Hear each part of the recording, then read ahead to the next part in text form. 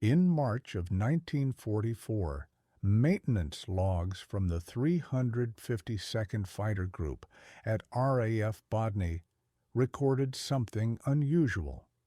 Pilots were returning from escort missions with engine temperatures far beyond recommended limits. Cylinder head readings showed sustained operation in what Republic Aviation had marked as the danger zone. At first, ground crews assumed combat damage or instrument failure, but when the pattern continued day after day, with perfectly functioning gauges and no battle damage, they realized something else was happening. The pilots were pushing their engines past the red line deliberately, and they were coming home alive because of it. This was not recklessness. It was survival mathematics worked out at 25,000 feet, where German fighters had the advantage and Allied bombers needed protection. The Republic P-47 Thunderbolt was the heaviest single-engine fighter of the war, weighing over 7 tons fully loaded. It was rugged, stable, and armed with 850 caliber machine guns. But in early 1944, it had a reputation problem. Pilots called it the Jug, short for juggernaut, and while some meant it affectionately, others meant it as a complaint. Compared to the lighter, nimbler fighters in the Luftwaffe, the Thunderbolt climbed slowly and accelerated like a truck. Then, something shifted. By late spring, combat reports began describing P-47's outclimbing Focke-Wulf 190As and catching Messerschmitt 109s in dives. They should not have survived.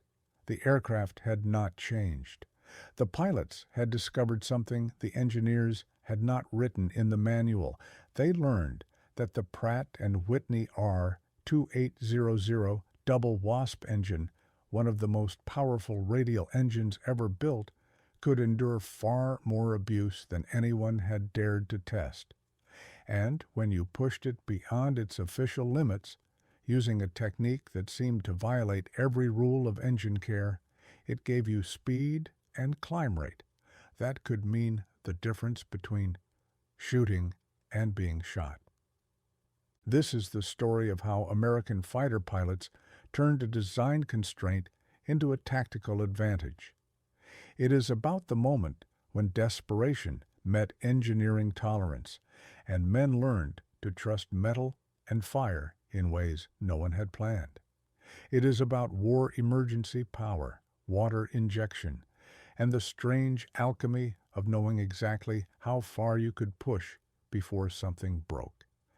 And it is about the quiet understanding, shared across squadrons and never quite official, that sometimes you had to ruin an engine to save a life.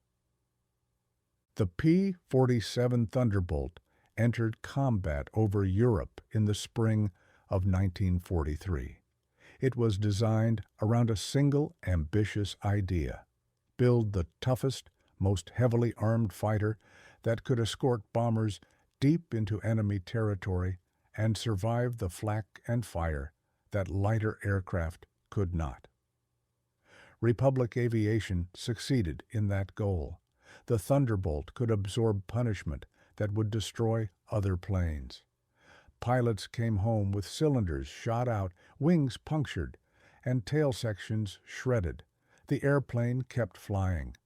But toughness came at a cost. The R-2800 engine alone weighed over 2,000 pounds.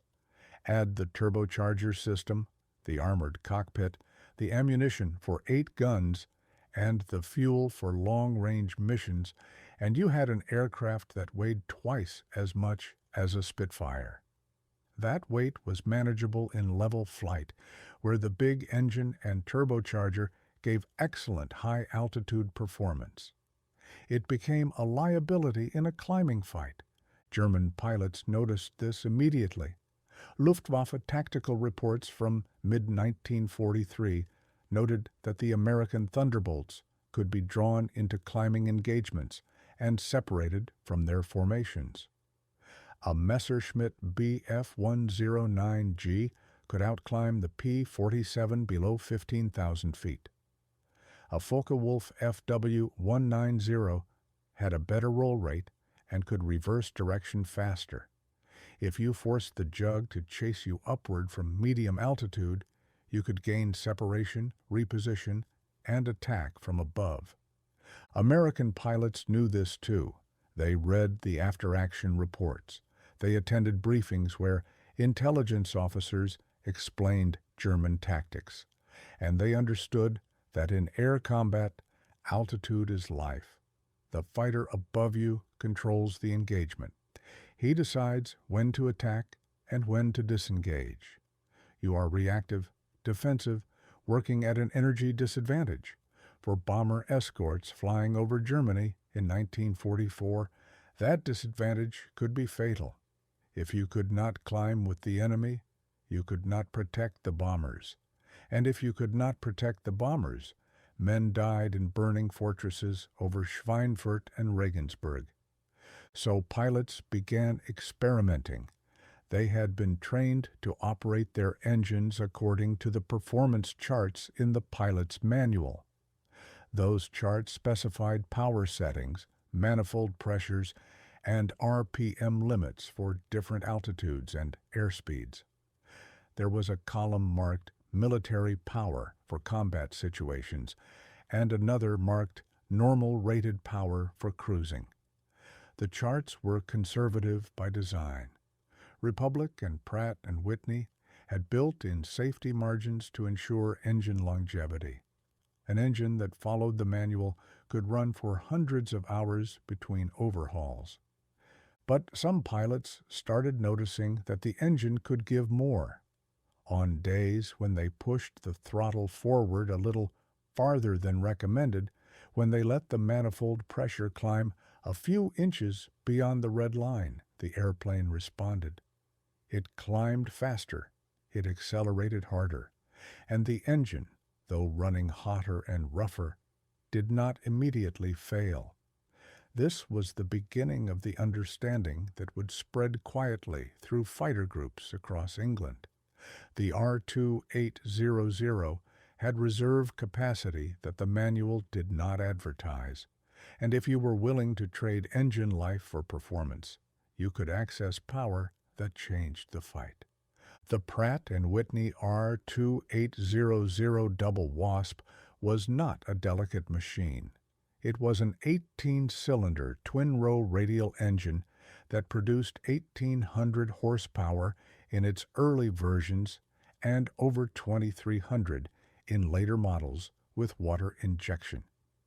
It had been designed for naval aircraft, where reliability over open ocean mattered more than anything else.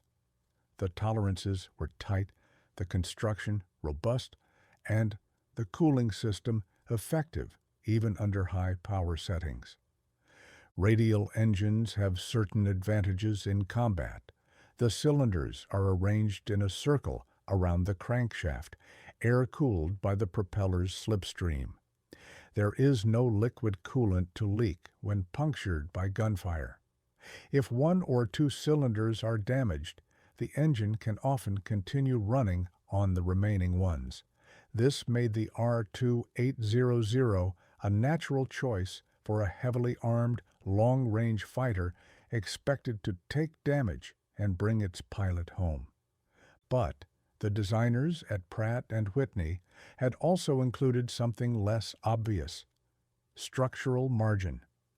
The internal components, the connecting rods and crankshaft and cylinder barrels, were stronger than necessary for normal rated power. This was intentional. In engineering, you build for the worst case, not the average. You assume that someday, somewhere, an engine will be asked to perform beyond its rating, and you design so that it does not catastrophically fail the first time that happens. In 1944, fighter pilots in Europe began to discover that margin.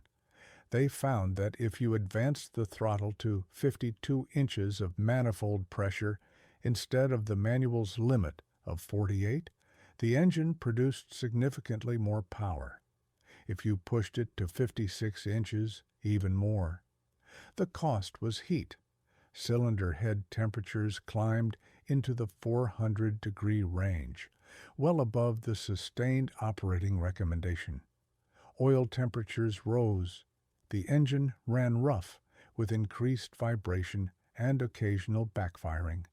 But it did not seize. It did not throw a rod. It kept running, and it kept pulling the airplane upward at a rate that surprised both the pilot and anyone watching from the ground. Mechanics on the flight line were less enthusiastic. They saw the scorched cylinder fins, the oil that came out darker and thinner than it should, the spark plugs fouled by incomplete combustion. They knew that an engine run this way would need overhaul far sooner than scheduled. Some crew chiefs complained directly to their pilots. Others simply logged the discrepancies and ordered more replacement parts.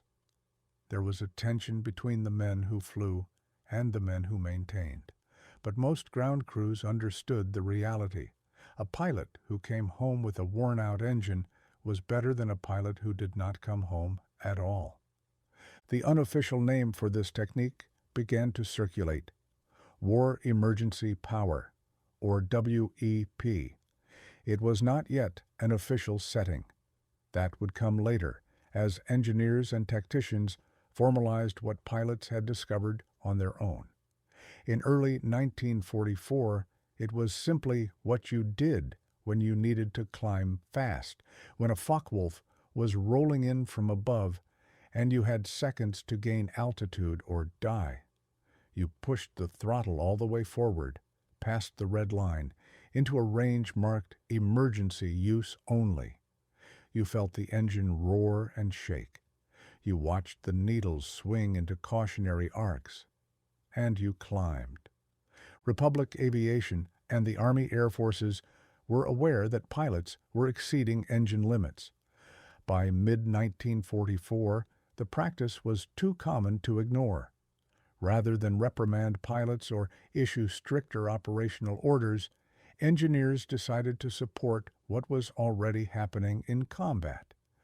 They formalized war emergency power as an official setting and introduced a modification that made it safer: water methanol injection. The principle was straightforward. Internal combustion engines are limited by heat and detonation. When you increase manifold pressure, you force more air and fuel into the cylinders. This produces more power, but it also raises combustion temperatures. If temperatures climb too high, the fuel can detonate prematurely, before the spark plug fires. This pre-ignition, or knock, can destroy an engine in seconds.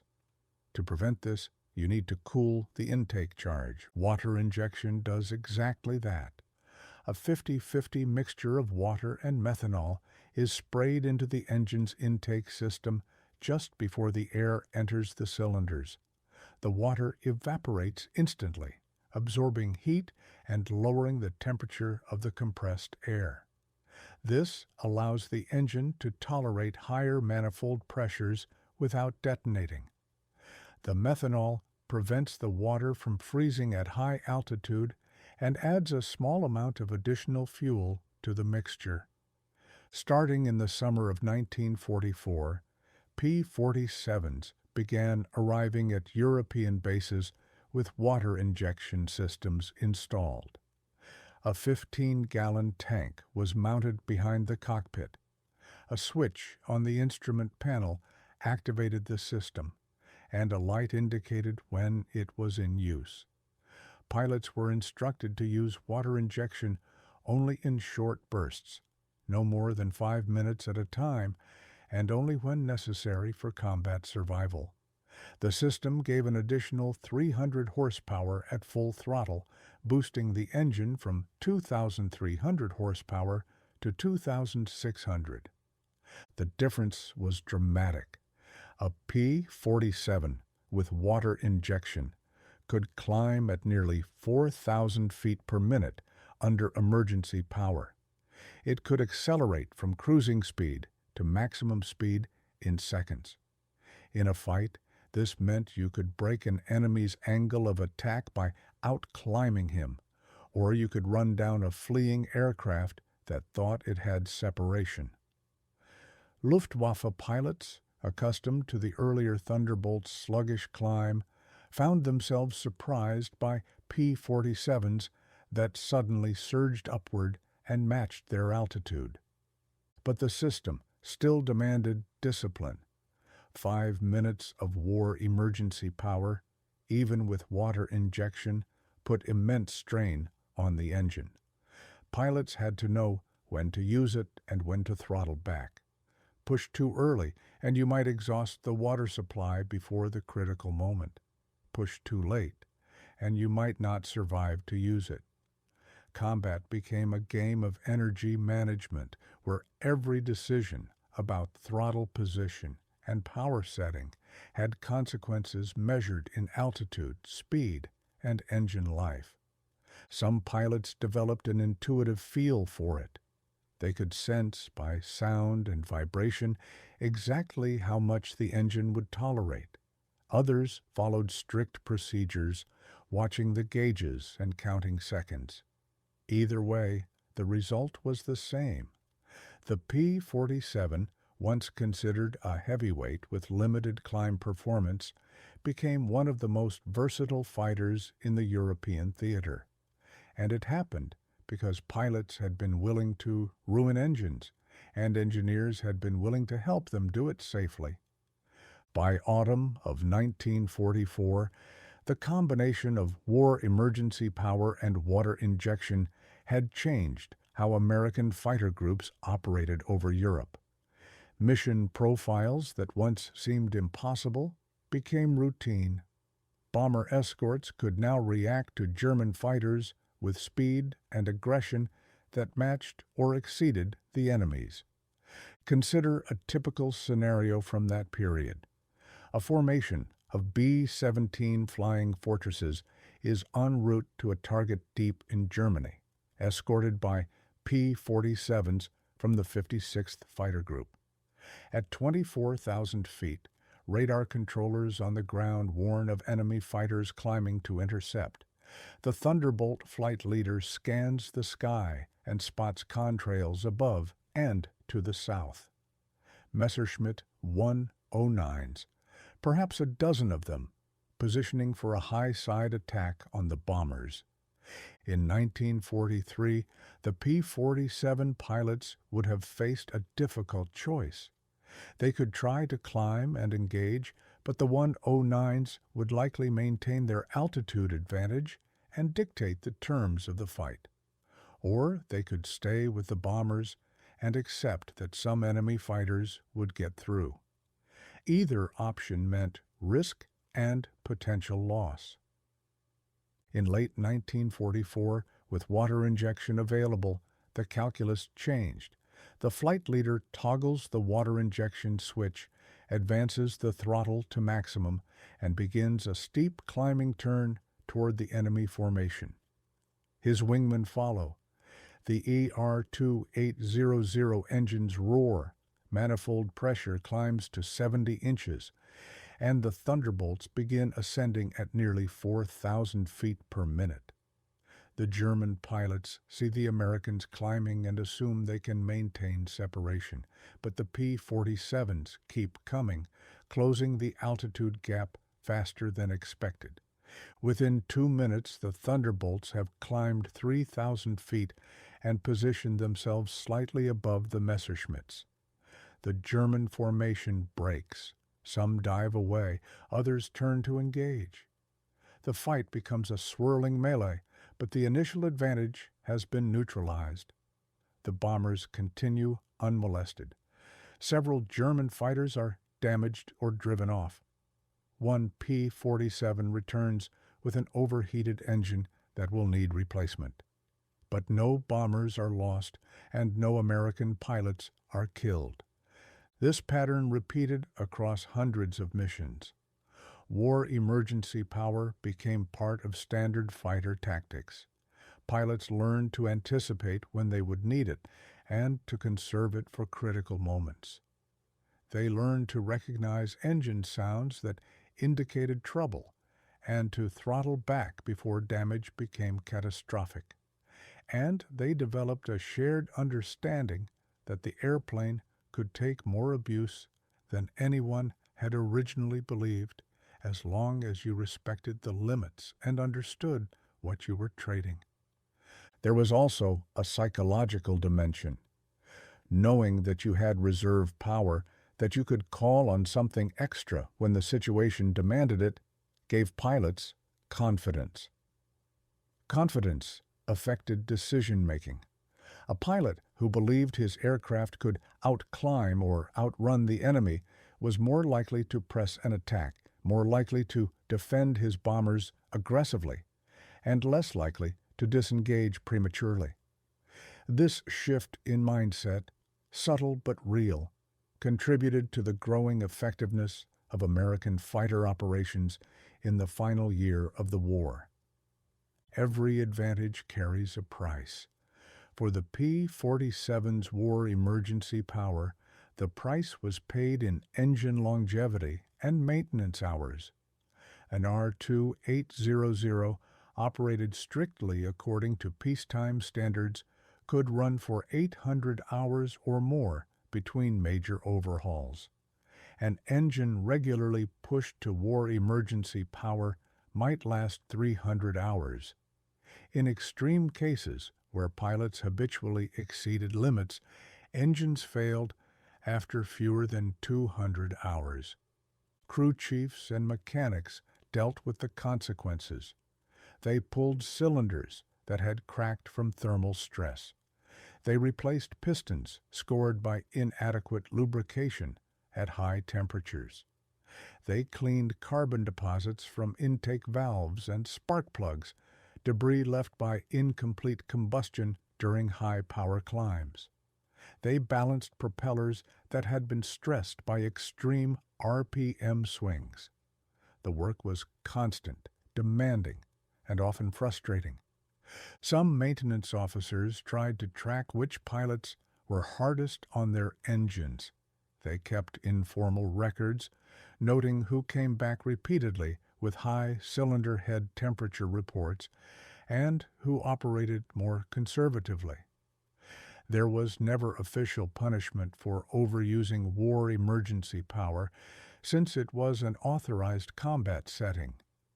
But there were quiet conversations, suggestions that perhaps a pilot might try to preserve his engine a bit more, reminders that replacement parts and overhaul capacity were not infinite. Most pilots listened and adjusted. They learned to use short bursts of maximum power rather than sustained climbs at emergency settings. They learned to monitor their gauges more carefully and to throttle back as soon as the tactical situation allowed. A few continued to push hard, believing that aggressive use of the airplane's full capability was worth any maintenance cost. Those pilots often became aces, credited with multiple kills, precisely because they were willing to extract every ounce of performance when it mattered. The logistical strain extended beyond individual aircraft. Fighter groups needed larger stockpiles of spare engines, cylinders, and pistons. Overhaul facilities in England worked extended shifts to keep up with demand. Transport aircraft ferried parts from depots in the United States and North Africa. The entire supply chain adapted to support a level of engine wear that had not been anticipated in pre-war planning. Yet the system held. American industrial capacity, vast and flexible, could absorb the increased consumption. Pratt and Whitney ramped up production of R-2800 engines. Depots prioritized fighter engine overhauls, and mechanics, though overworked, took pride in keeping their pilots flying. They understood that a worn-out engine was evidence of combat use, proof that the airplane and its pilot were doing what they had been sent to Europe to do. There was also an unspoken respect between pilots and ground crews. Pilots knew that mechanics worked through cold English nights to repair engines they had abused. Mechanics knew that pilots were risking their lives every mission and needed every advantage. This mutual understanding created a bond that transcended rank and duty. When a pilot returned from a mission and thanked his crew chief for an engine that had performed beyond spec, the gratitude was real. When a crew chief watched his pilot taxi out for another mission and whispered a quiet hope for his safe return, the concern was genuine. Not all knowledge about war emergency power came from official manuals or engineering reports. Much of it was passed pilot to pilot, in ready rooms and barracks, through stories and advice shared between missions. The men who flew the P-47 developed an oral tradition about how to use the airplane, what it could do, and what it could not. Lieutenant Robert S. Johnson, one of the highest-scoring American aces in Europe, once described the sensation of engaging war emergency power during a fight with Focke-Wulf 190s. He said the engine note changed, deepened, became almost angry. The whole airplane vibrated in a way that felt violent but controlled. He said you could hear the engine working, laboring, giving everything it had. And he said that sound, that feeling of raw power translated into motion, was one of the things that kept him alive. Other pilots talked about the psychological edge. Knowing you had more to give, even when you thought you were already at maximum, created a sense of possibility. In air combat, possibility mattered. If you believed you were outmatched, you flew defensively. If you believed you had options, you flew aggressively. War emergency power was one of those options, a card you could play when the hand looked bad. There were also cautionary tales, stories about pilots who pushed too hard, too long, and watched their engines fail. Most of these failures were survivable. The R-2800 rarely exploded or caught fire catastrophically. More often it simply quit, cylinders seizing or a connecting rod breaking. If you were over friendly territory, you could glide to a landing or bail out and walk away. If you were over Germany, it was more complicated. Some pilots made it to Allied lines. Others did not. But these stories did not discourage the practice. Instead, they refined it. Pilots learned from each other's mistakes. They developed rules of thumb. Never exceed 5 minutes on water injection. Never push to maximum power below 10,000 feet where cooling airflow is insufficient. Never ignore rising oil temperature. These lessons, shared and refined through experience, became part of the collective knowledge that kept pilots effective and alive. Wing commanders and group leaders noticed this informal education and generally encouraged it. They understood that veteran pilots teaching new arrivals how to use war emergency power was more effective than any briefing or manual. Combat experience could not be taught in a classroom. It had to be passed down, demonstration and explanation, from those who had survived to those who were just beginning. Some of the most valuable advice was about restraint. Veterans told new pilots that war emergency power was not something to use casually. It was a tool for critical moments, when the mission or your life depended on performance that exceeded normal limits. If you used it too often, you would wear out your engine and lose the advantage when you truly needed it. If you saved it and used it decisively, it could turn a losing situation into a victory. This wisdom, grounded in survival and practicality, shaped how the P-47 was flown in the final year of the war. It created a culture where pilots respected their aircraft, understood its limits, and knew precisely when to exceed them. The story of war emergency power in the P-47 Thunderbolt carries a quiet irony. Republic Aviation and Pratt and Whitney had designed a conservative, reliable system intended to keep pilots safe through cautious engineering. They had built-in margins and limits, assuming that combat stress would push aircraft to their rated capacity, and that exceeding those ratings would be rare and dangerous. But the reality of air combat over Europe demanded more than conservative engineering could provide. Pilots needed performance that the designers had not explicitly planned for. And so they discovered, through necessity and experimentation, that the airplane could give more than its manual promised. The engineers had built better than they knew, and the pilots found that hidden capability when their lives depended on it. This pattern is not unique to the Thunderbolt. Throughout history, soldiers and airmen have pushed their equipment beyond official specifications and discovered reserves that designers included but did not advertise.